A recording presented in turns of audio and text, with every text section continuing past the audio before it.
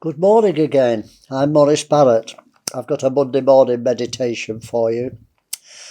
This week I was doing my spring cleaning in my office, clearing out my files and trying to tidy up, and I came across this poem, and I'm just going to read it without comment as today's Monday morning meditation. It's called When I Became a Christian. When I became a Christian, I said, "Now, Lord, fill me in. Tell me what I'll suffer in this world of shame and sin." He said, "Your body may be killed and left to rot and stink. Do you still want to follow me?" I said, "Yes, I think." "I'm not completely sure. Can we run through that again? You say I may be killed and left to rot and stink. Well, yes, that sounds terrific. Lord, I say amen, I think." "But Lord, there must be other ways to follow you," I said. "I really would prefer to end up dying in my bed." "Well, yes," he said, "you can end up with sneers and scorn and spit. Do you still want to follow me?" I said, "Amen, a bit."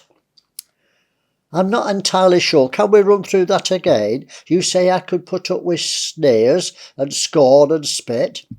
"Well, yes, I've made up my mind. I say amen, a bit."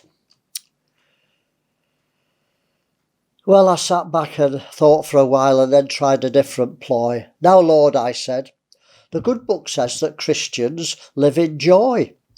"That's true," he said. "You need the joy to bear the pain and sorrow. So do you want to follow me?" I said, "Amen, tomorrow." "I need to get it clear. Can I run through that again? You say I will need the joy to bear the pain and sorrow. I'll say amen, tomorrow." He said, "Look, I'm not asking you to spend an hour with me, a quick salvation sandwich and a cup of sanctity. The cost is you, not half of you, but every single bit. Now, tell me, will you follow me?" I said, "Amen." I quit. "I'm very sorry, Lord, but I'd like to follow you, but I don't think religion is the manly thing to do." He said, "Forget religion then and think about my son and tell me if you're man enough to do what he has done. Are you man enough to see the need and man enough to go? Man enough to care for those who no one wants to know? Man enough to say the things that people hate to hear, to battle through Gethsemane in loneliness and fear? And listen, are you man enough to stand it to the end, the moment of betrayal by the kisses of a friend? Are you man enough to hold your tongue and man enough to cry? When nails break through your body, are you man enough to die? Man enough to take the pain and wear it like a crown? Man enough to love the world, to turn it upside down? Are you man enough to follow me? I'll ask you once again." I said, "Oh Lord, I'm frightened." But I also said amen. I said, "Oh Lord, I'm really frightened."